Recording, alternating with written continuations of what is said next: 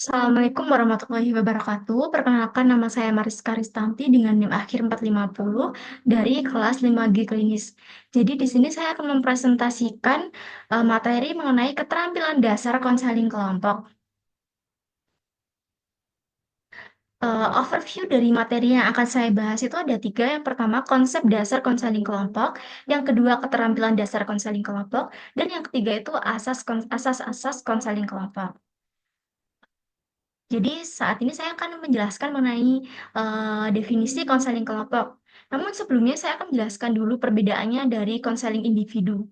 Nah, kalau dalam konseling individu ini, konselor membantu satu klien saja secara langsung untuk mendukung mengatasi masalah mereka. Sedangkan pada layanan konseling kelompok, pada dasarnya merupakan proses yang terjadi dengan cara interaksi antar pribadi yang sifatnya dinamis, berfokus pada pikiran dan perilaku yang disadari, kemudian dibangun dalam kelompok kecil, di mana setiap anggota dapat mengungkapkan diri mereka kepada anggota yang lain dan juga kepada konselor.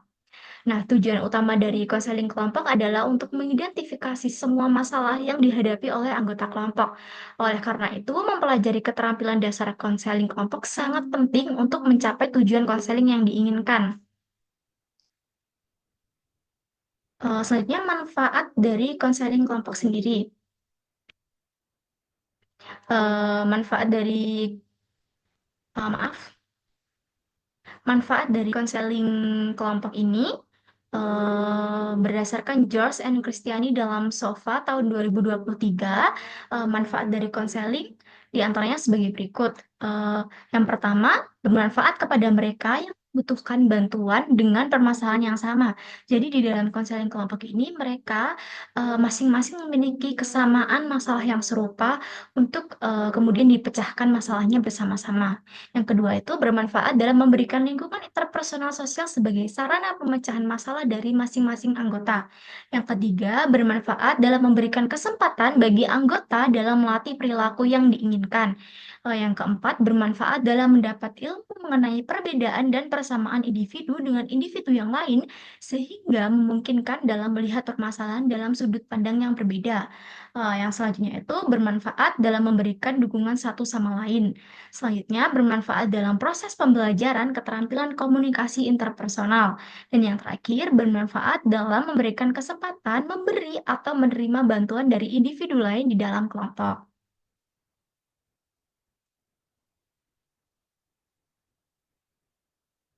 Masuk ke dalam materi keterampilan dasar konseling kelompok. Jadi, keterampilan dasar konseling kelompok menurut Barida, Widya Stuti, dan Kristianti pada tahun 2023, seorang pemimpin kelompok yang efektif harus memiliki keterampilan khusus, bukan hanya sekedar kualitas kepribadian. Adapun keterampilan dasar konseling kelompok yang perlu dikuasai oleh konselor sebagai pemimpin kelompok, disertai contoh pada masing-masing keterampilan akan saya jelaskan di slide selanjutnya. Keterampilan yang pertama itu mendengarkan aktif. Jadi pemimpin harus mampu memberikan perhatian yang penuh pada anggota yang berbicara, baik dalam bentuk ucapan maupun bahasa tubuh. Contoh saat seorang anggota menceritakan perasaannya, pemimpin harus fokus dan menunjukkan perhatian melalui anggukan kepala atau ekspresi wajah yang mendukung.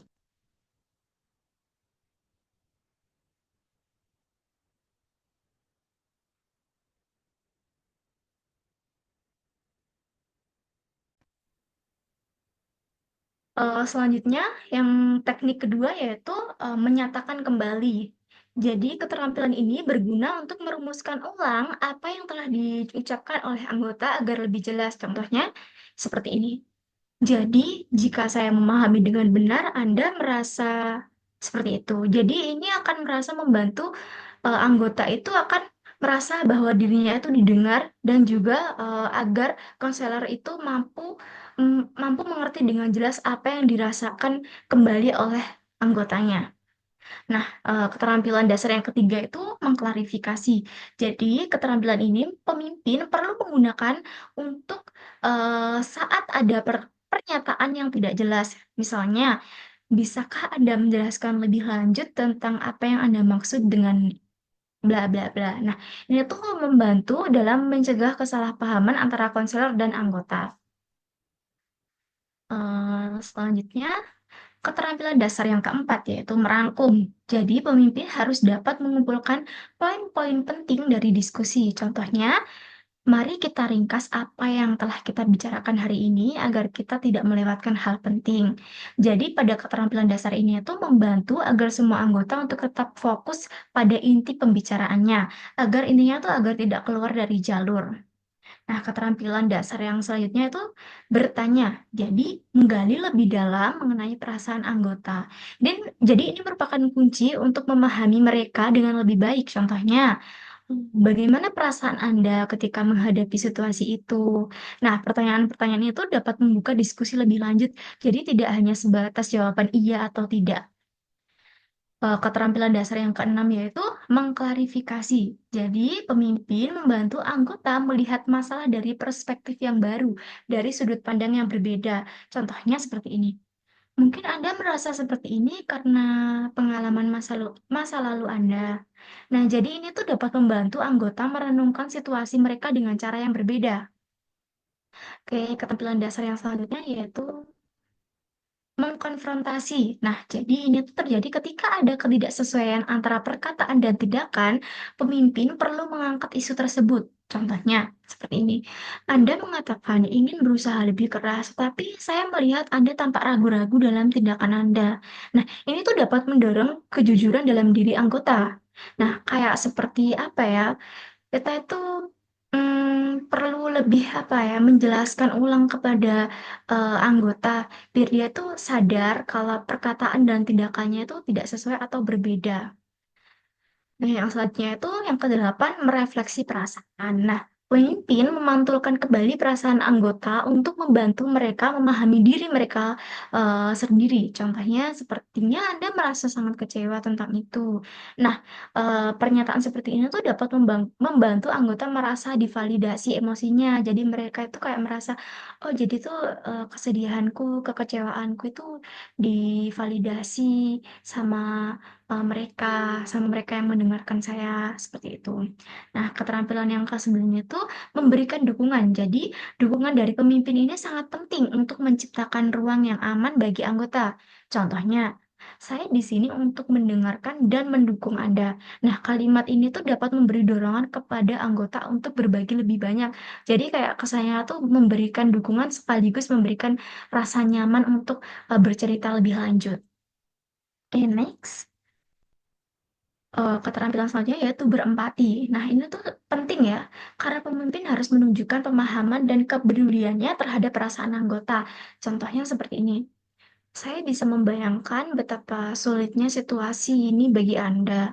Nah, ini tuh dapat meningkatkan kualitas komunikasi dan hubungan antar anggota. Nah, selanjutnya itu, memberikan kemudahan. Nah, pemimpin harus memberikan ruang bagi anggota untuk berbicara. Contohnya seperti ini, "Silahkan berbagi cerita Anda dengan bebas, tidak ada yang benar atau salah di sini." Nah, kalimat ini tuh dapat menciptakan atmosfer yang mendukung ketika, anggota-anggota itu bercerita tentang permasalahan mereka. Jadi tidak ada, apa ya, keterpaksaan atau merasa bahwa mereka itu dihakimi. Nah, keterampilan yang selanjutnya itu kemampuan menggerakkan anggota. Jadi, sebagai pemimpin atau sebagai konselor itu perlu menjaga fokus kelompok agar tidak terjebak dalam diskusi yang tidak produktif. Contohnya seperti ini. Mari kita kembali ke topik utama dan melihat bagaimana kita melanjutkannya. Nah, terkadang itu dalam suatu kelompok ada beberapa anggota yang mana mereka itu terlalu berekspresif dan terlalu apa ya, terlalu bersemangat untuk bercerita sehingga mereka itu bisa keluar dari topik utama atau topik permasalahannya. Nah, sebagai konselor kita harus memiliki keterampilan seperti kemampuan untuk menggerakkan anggota. Nah, ini tujuannya itu agar kita semua tidak keluar dari jalur dan tetap pada satu topik permasalahan. Oke, keterampilan yang selanjutnya atau yang ke-13 yaitu menata tujuan atau kita bisa menyebutnya sebagai goal setting. Nah, penting bagi konselor untuk membantu anggota menetapkan tujuannya yang jelas. Contohnya seperti ini. Apa sih sebenarnya yang ingin Anda capai dari sesi ini? Kalau misalkan Anda sudah membuat tujuannya atau ada pencapaian tertentu, ayo kita buat rencana untuk mencapainya di sesi-sesi selanjutnya. Nah, seperti itu. Untuk keterampilan yang ke-14 yaitu memberikan umpan balik atau feedback. Jadi pemimpin itu harus memberikan penilaian yang jujur tentang perkembangan anggota. Contohnya, saya melihat bahwa Anda telah lebih terbuka dibandingkan sesi sebelumnya. Itu merupakan hal yang sangat bagus. Jadi, tujuannya tuh biar anggota itu juga merasa sadar kalau dia tuh ada perubahan dari sesi-sesi sebelumnya. Eee, dan tujuan dari, keterampilan ini tuh kita diajarkan untuk jujur. Jadi, penilaian yang jujur itu dapat mempengaruhi perubahan atau perkembangan anggota menjadi yang lebih baik. Nah, untuk keterampilan yang selanjutnya yaitu memberikan saran. Nah, pemimpin membantu anggota berpikir tentang langkah-langkah selanjutnya yang harus diambil. Contohnya, mungkin Anda bisa mencoba pendekatan ini untuk masalah yang Anda hadapi. Nah, memberikan saran ini harus sesuai dengan eh, permasalahan yang dihadapi oleh anggota ya. Jadi tidak sekedar memberi saran ala kadarnya, jadi kita harus memikirkan dahulu permasalahan-permasalahan selanjutnya, kemudian kita berpikir mengenai langkah-langkah yang akan kita ambil bersama-sama. Next, yaitu memberikan perlindungan. Jadi, keterampilan ini PIN harus melindungi anggota dari risiko yang tidak baik. Contohnya seperti saya akan memastikan bahwa kita semua merasa aman untuk berbagi dalam kelompok ini. Jadi itu kayak pemimpin atau konselor itu memberikan jaminan keamanan atau perlindungan kepada anggota-anggotanya kalau selama mereka bercerita di ruang lingkup konseling kelompok ini tidak ada cerita yang akan bocor atau apa ya resiko-resiko yang tidak baik lah intinya. Keterampilannya selanjutnya yaitu mengungkapkan diri sendiri. Jadi maksudnya itu, konselor sebagai pemimpin itu, dia juga harus berbagi pengalaman pribadi yang relevan untuk memberikan perspektif. Jadi pengalaman pribadi yang relevan ini harus sesuai dengan topik permasalahan yang dialami oleh si anggota-anggotanya ini. Contohnya seperti ini. Saya pernah mengalami situasi serupa dan saya merasa bla bla bla. Ini bisa jadi cara untuk menghadapi perasaan anda di selanjutnya. Nah, seperti itu. Nah, keterampilan yang ke-18 yaitu menjadi contoh. Mimpin harus menunjukkan perilaku yang baik dan menunjukkan panutan bagi anggotanya. Contohnya seperti ini. Saya berusaha untuk menghargai setiap pendapat di sini dan saya berharap kita semua bisa melakukan hal yang sama. Jadi maksudnya menjadi contoh di sini itu eh, misalnya kita sebagai pemimpin utama dalam konseling kelompok ini kita harus memberikan contoh seperti mendengarkan pendapat orang lain, tidak menyela ketika berbicara. Jadi anggota-anggota yang lain itu dapat melakukan hal yang serupa seperti itu. Keterampilan yang selanjutnya yaitu menghubungkan. Jadi pemimpin mencari kaitan antara topik-topik yang dibahas untuk meningkatkan interaksi. Contohnya seperti ini. Ini mirip dengan apa yang kita bicarakan minggu lalu tentang bla bla bla. Oke, mari kita eksplorasi lebih lanjut. Jadi keterampilan ini tuh tujuannya itu agar apa ya? Interaksi yang terjadi itu berkembang dan tidak stuck di situ saja. Jadi permasalahan-permasalahan yang mungkin terjadi selama sesi sebelumnya terjadi lagi di sesi hari ini, misalnya gitu ya. Itu bisa dibahas terus dikaitkan agar agar berkembang interaksinya dan tidak stuck atau tidak misinformasi seperti itu. Untuk keterampilan yang selanjutnya yaitu menghadang. Jadi di sini pemimpin atau konselor harus siap untuk menghentikan perilaku negatif dalam kelompok. Seperti contoh, mari kita berhenti sejenak untuk membahas perilaku ini karena ini mengganggu diskusi. Misalnya seperti yang saya contohkan tadi, misalnya ada salah satu anggota yang istilahnya memiliki vibes negatif atau memberikan dampak buruk kepada anggota yang lain. Nah, kita sebagai pemimpin harus siap untuk menghentikan perilaku tersebut agar diskusi berjalan tidak terganggu seperti itu. Dan keterampilan yang terakhir itu sepertinya mengakhiri kegiatan kelompok.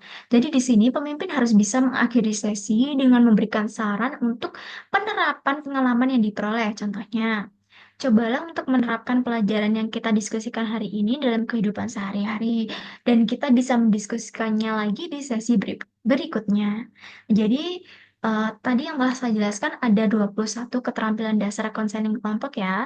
Eh, jadi sudah selesai materi di keterampilan dasar konseling kelompok. Selanjutnya akan saya jelaskan mengenai asas-asas dalam konseling kelompok. Nah, Menurut Siregar tahun 2018, asas-asas konseling kelompok itu diantaranya yang pertama ada kerahasiaan. Jadi setiap hal yang dibahas dalam kelompok ini harus tetap rahasia dan hanya diketahui oleh anggota kelompok saja. Semua anggota diharapkan menyadari pentingnya kerahasiaan ini, terutama karena topik yang dibahas seringkali berkaitan dengan masalah pribadi. Pemimpin kelompok atau konselor harus menegaskan prinsip ini untuk memastikan komitmen semua anggota. Jadi sudah dipastikan sebelum melakukan konseling dan setelah melakukan konseling, kita sebagai konselor harus mengingatkan kepada semua anggota agar permasalahan atau diskusi yang akan terjadi itu tidak bocor dan tetap harus menjadi rahasia di ruang lingkup konseling kelompok tersebut. Nah, asas yang kedua itu ada kesukarelaan.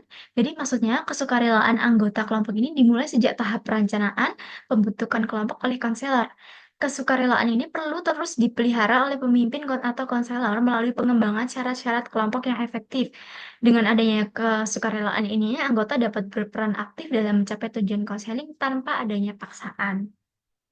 Nah, yang ketiga itu asas-asas lain, maksudnya dinamika kelompok akan lebih intensif dan efektif jika semua anggota menerapkan asas keterbukaan.